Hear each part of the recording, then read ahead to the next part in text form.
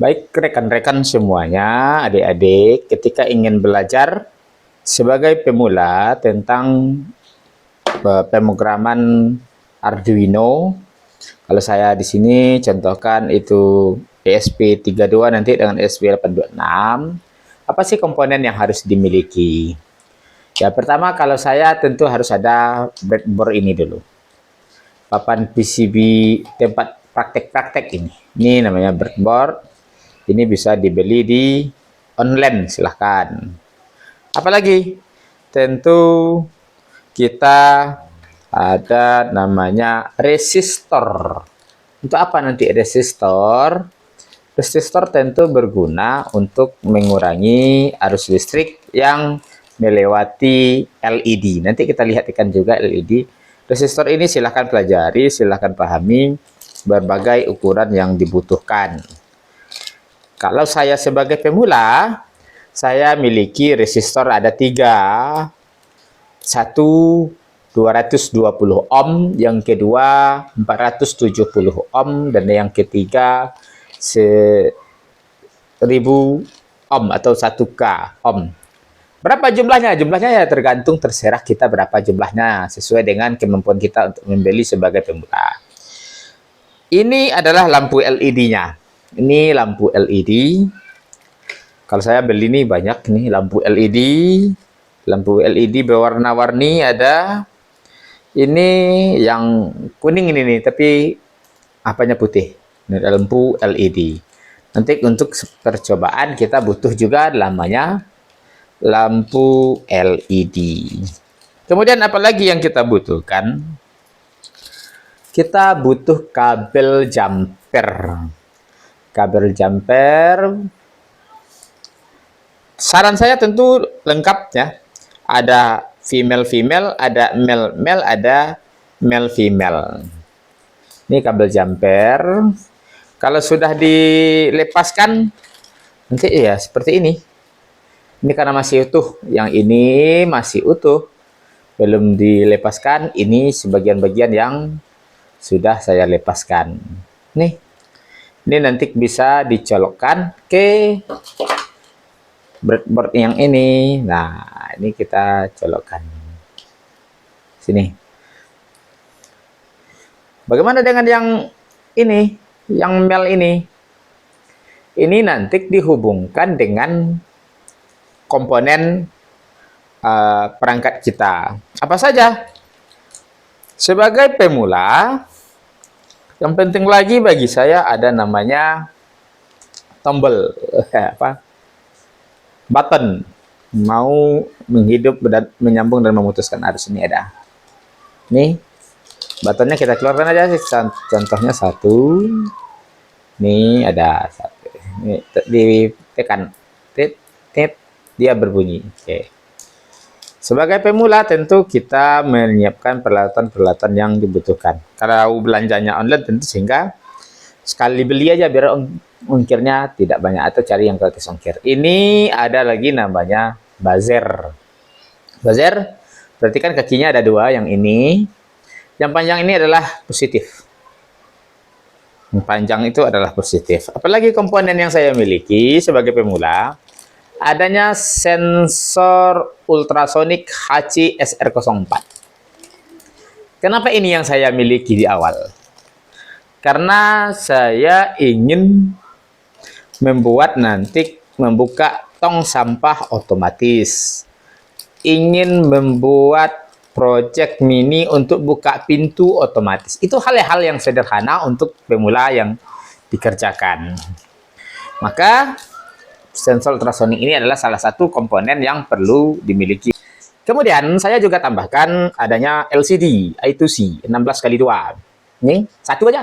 Satu saja untuk menampilkan informasi-informasi nanti. Misalkan kita hidupkan lampu LED-nya, lampu 1 mati, lampu 2 menyala, misalkan bisa ditampilkan di sini supaya lebih keren. Ini saya sebenarnya komponennya belum utama untuk pemula. Kemudian saya juga butuh servo. Sebagai pemula, saya butuh juga servo. Servo yang saya miliki, saya beli untuk pemula belajar ini. Saya pakai micro servo SG90. SG90 ini artinya dia nanti bisa bergerak 90 derajat. Oke, ini servo yang saya miliki. Kita belinya yang online saja, yang murah. Cari toko-toko yang murah. Apalagi yang saya miliki karena di awal ini, saya sebenarnya juga sudah punya step up tegangan. Karena nanti bisa jadi saya praktek untuk menaikkan tegangan. Karena di ESP32 itu, ESP826 atau nanti Arduino itu tegangannya 5 volt. Ini saya pakai step up.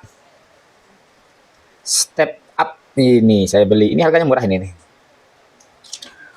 Kemudian saya juga sudah miliki relay. Relay saya ada 2. Ini relay 1 channel dan ini relay 2 channel. Kita buka saja. Kita buka saja. Ini relay 2 channel saya. Oke. Oh, relay ada berapa channel aja? 4 channel langsung ada, 8 channel langsung juga ada. Ini saya pakai relay yang 1 channel dan 2 channel. Ini 5 volt DC, 10 ampere, 250 volt AC. 10 ampere, 30 volt DC. Sanggup? Sanggup. Ini relaynya dah bagus. Kemudian, saya sebenarnya juga sudah punya sensor suhu nih. DHT 11. Ini sensor suhu DHT 11. Untuk stok saja, belum digunakan sebenarnya. Untuk stok saja, saya juga sudah miliki sensor. Kemudian, karena tangan saya besar, saya butuh ini untuk menjepitkan komponen-komponen yang kecil nih. Seperti ini, pemakaiannya seperti ini. Atau mencolokkan resistor, kaki LED, ini. Biar lebih mudah. Oke, saya sudah punya juga. Kemudian, komponen lain ini, yang umum.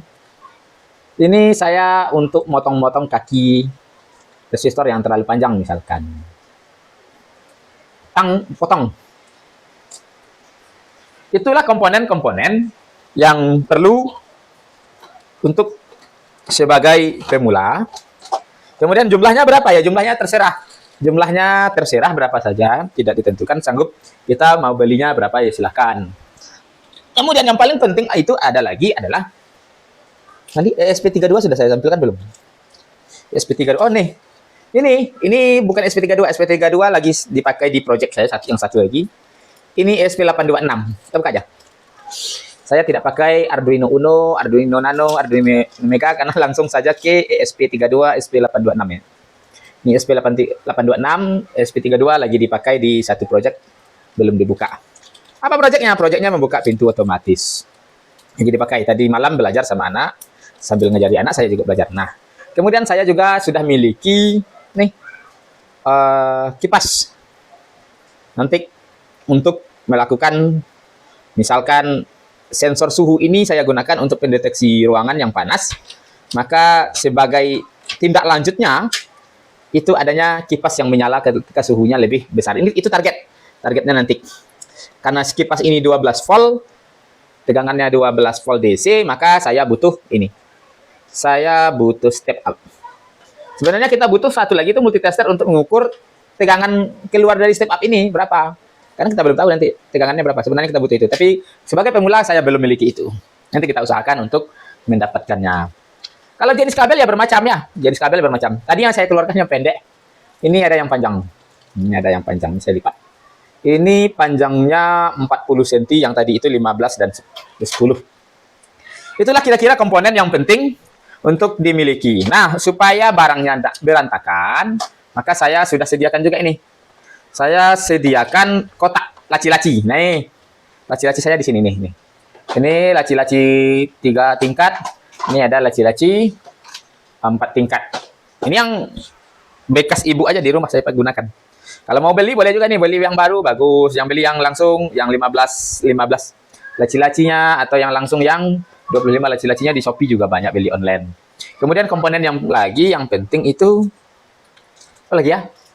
Ya, adanya gunting yang standby, adanya charger untuk menghidupkan Arduino-nya. Ya, kemudian ada laptop atau komputer untuk menjalankan software Arduino-nya. Nih, untuk menjalankan software Arduino-nya tentu harus memiliki komputer atau laptop. Ini saya sarankan ya minimal RAM-nya sekarang ini yang mudah, yang kencang itu ya minimal 8 GB lah RAM-nya. RAM 8 GB, kalau SSD 256 bisa ya bisa. Lebih bagus RAM-nya sampai 16 GB, lebih bagus, lebih besar penyimpanannya, SSD-nya lebih bagus. Inilah komponen-komponen yang kita butuhkan untuk sebagai pemula ingin belajar Arduino, project-project mini berbasis IoT. Selain itu nanti ketika ingin IoT kita butuh software, bisa juga secara online langsung, adanya Blink, adanya MQTT atau IoT kita, terserah mana yang kita gunakan, mana yang cocok untuk selera kita. Inilah komponen-komponennya. Ini kita susun rapi boleh, biar nampak apa saja nih. Ini kabel jumper, ini LED masih banyak di kotak ya, tapi kita keluarkan yang sini saja. Ini resistor kita juga banyak. Ini button, ini breadboard, ini ada buzzer, ini step up, relay, SP32-nya, ada nih LCD, ada sensor ultrasonic, ada sensor suhu DHT11, ada nih servo, ada alat bantu nih, ada kipas sebagai pendukung nantinya. Kemudian alat bantu kita satu lagi tadi mana, tang nih. Untuk kita lagi ada tang yang merah, mereknya terserah lah. Nih kalian udah tahu nih pas yang kuning dan biru ini. Oke, itu saja komponen sebagai pemula yang perlu dimiliki. Maka sudah bisa melanjutkan program prakteknya. Saya karena ingin prakteknya sering, mana tahu nanti terjadi kerusakan nih. Masih LED semua nih. LED-nya saya beli itu 300, ini kayak murah-murah semua harganya. LED-nya saya beli 300. Silakan. Mari kita upgrade, mari kita selalu update tentang teknologi sekarang ini. Teknologinya IoT, internet yang terhubungkan ke benda sehingga bisa dipantau, dikendalikan dan mendapatkan datanya untuk dianalisa, kemudian dapat juga laporannya. Kita tanpa harus ya turun langsung, cukup dengan aplikasi-aplikasi yang dikembangkan. Sekian, silahkan komen ya, silahkan di komen apa saja lagi yang dibutuhkan untuk sebagai pemula. Silahkan di komen, kami menunggu komen-komen masukan dari teman-teman semuanya untuk pemula.